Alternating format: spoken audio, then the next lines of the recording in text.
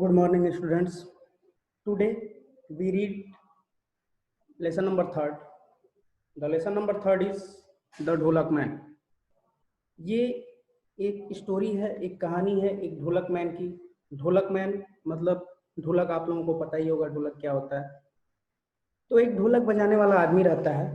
उसी के बारे में इस चैप्टर में एक स्टोरी बताई गई है. इससे पहले आप लोगों को लेसन नंबर 1 और लेसन नंबर 2 के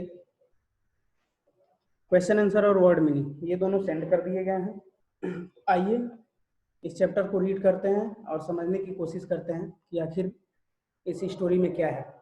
when I was a child we live in bungalow in Madhya Pradesh. Writer कह रहा है व्हेन आई वाज चाइल्ड, जब मैं क्या था, छोटा सा बच्चा था. We live in a bungalow in Madhya Pradesh. तो जो बच्चा राइटर है यानी जो चाइल्ड है वो कहाँ पे रहता था? मध्य प्रदेश में. मध्य प्रदेश में रहता था और क्या रहता था, एक बंगलो में रहता था, मतलब एक छोटे घर में रहता था. और किसके साथ? वी आया है यहाँ पे, मतलब और भी कई सारे लोग थे उसके फैमिली में. तो सब लोग साथ में कहाँ रहते थे? मध्य प्रदेश में एक बंगलो में रहते थे. My playmates were my mother's students. और जो उसके साथ खेलने वाले बच्चे थे वो क्या थे? वो उसके मदर के स्टूडेंट थे. मदर मतलब जो उसकी माँ थी, वो कुछ बच्चों को क्या करती थी? पढ़ाती थी. तो वही बच्चे उसके क्या हो गए?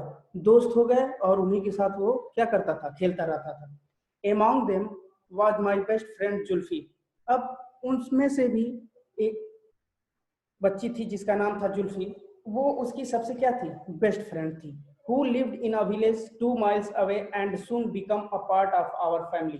जो विलेज में, गांव में रहती थी, जो काफी मीलों दूर था और धीरे धीरे क्या हो गई? वो उसके फैमिली का जो छोटा सा बच्चा है, उसके परिवार की क्या हो गई? सदस्य हो गई. We used to have great fun in fishing, flying kites and building homes for pets. अब छोटे छोटे बच्चे हैं तो वो कैसे खेलते थे, यही राइटर छोटा सा बच्चा बता रहा है कि great fun in fishing, fishing करते थे, मछलियां पकड़ते थे. फ्लाइंग काइट्स, पतंगे उड़ाते थे. And building home for pets, और जो पेट हैं, पालतू जानवर हैं, उनके लिए क्या बनाते थे? उनके रहने का घर बनाते थे. You could hear the sound of the ढोलक मैन लॉन्ग बिफोर. अब राइटर ये बता रहा है कि आप लोगों ने भी ढोलक मैन जो ढोलक बजाते हैं उसकी आवाज आप लोगों ने भी सुनी होगी. अब वो आवाज कैसी होगी? You caught sight of the player stillness of countryside. The beat of drum is his querying high-pitched voice seemed to echo across the distance. वो जो ढोलक की जो आवाज आती है, वो आवाज ऐसी आती है जैसे काफी गूंजती हो वो आवाज, और ऐसा लगता है कि वो काफी दूर से आ रही है. क्योंकि जो जब ढोलक बजता है तो क्या होता है? जब ढोलक बजता है तो वो जैसे ये ढोलक है, इस साइड में बजता है, इस साइड में बजता है, तो ये पूरा जो अंदर का स्पेस रहता है वो पूरी तरह से क्या रहता है? खाली रहता है. और जिसमें पूरी तरह से क्या होता है? हवा भरा रहता है. तो जब ढोलक बजता है तो वही हवा पूरी तरह से क्या होता है? गूंजता है. तो वही बता रहा है. He never came alone like pi paper. बता रहा है राइटर कि जो ढोलक मैन था कभी अकेला नहीं आता था. जैसे एक बांसुरी वादक, एक बांसुरी बजाने वाला अकेला आता है गांव में, तो वो कभी भी अकेला नहीं आता था. She always had a group of village children following close at heels. वह कैसे आता था? काफी बच्चों का, छोटे छोटे बच्चों का क्या होता था? ग्रुप होता था, जो उसका क्या करते थे? उसके पीछे पीछे एक तरह से दौड़ते थे. He would linger a while at a bungalow gate, striking a slow beat of his ढोलक till we ran out to welcome him. और जो ढोलक मैन था वो एक घर के सामने, एक घर के गेट के सामने ज्यादा देर तक खड़ा नहीं होता था. और जो ढोलक था, ढोलक काफी धीरे धीरे बजाता था और ऐसे बजाता था ताकि जो छोटे छोटे बच्चे हैं उसको सुने.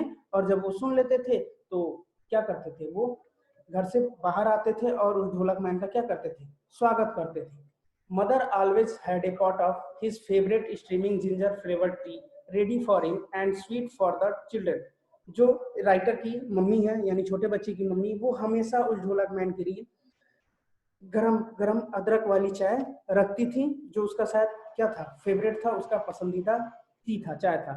और बच्चों के लिए क्या रहता था? बच्चों के लिए स्वीट्स था, बच्चों के लिए मिठाइयाँ रखी रहती थी.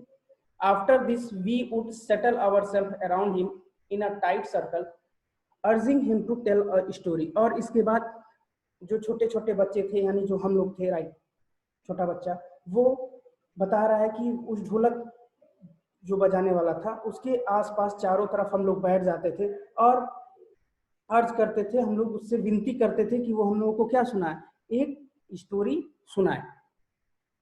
तो आज के लिए बस इतना ही, रीड करिएगा इसको। धन्यवाद।